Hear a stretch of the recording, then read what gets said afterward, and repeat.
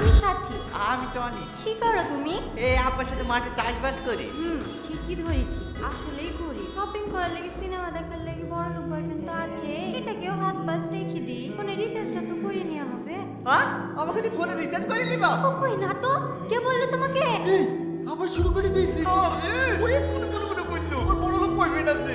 হাসি আমার মনের কথা শুনতে পাই নাকি? হ্যাঁ শুনতে পাই। না আর হবে না, সারা জীবন সিঙ্গেলে থাক। এরকম মেয়ের সাথে প্রেম করতে গিয়ে সিঙ্গেল থাকাই ভালো। তোর গার্লফ্রেন্ডের তো 4টি বয়ফ্রেন্ড আছে। হ্যাঁ 5টার সময় টাইম দেওয়া আছে, তোর সাথে দেখা করা হয়ে গেলে আরেকটা আসবে। ওগো কি এসব কি বলছে? কার কথা শুনছো তুমি?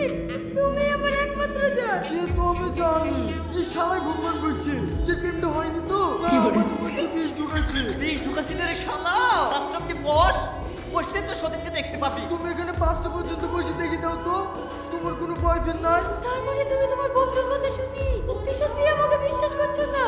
তোমাকে আমি এতটাই ভালোবাসি যে আমার জীবনটাও দিয়ে দিতে পারি। তুমি তোমার বন্ধুর কথা শুনি আমাকে সন্দেহ করছো। আমি আর এখানে এক মুহূর্ত থাকবো না। ধরা পড়ছে বলে নাটক করছে। ও শোনা, ওর কথা শুনে তুমি কেন রাগ করছো? সারপ্রাইজ! এটা কে? তোমার ভাই নাকি? তুমি এত তাড়াতাড়ি চলে আসলে যে?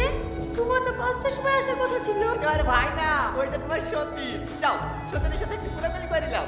সতীন মানে? সতীন মানে বুঝতে পারছো না? এক গার্লফ্রেন্ডের 2 বয়ফ্রেন্ড। 3 নম্বর বয়ফ্রেন্ডকে দেখতে এলে এক ওয়েট করো, 4টার সময় আসছে। এর সাথে পালা।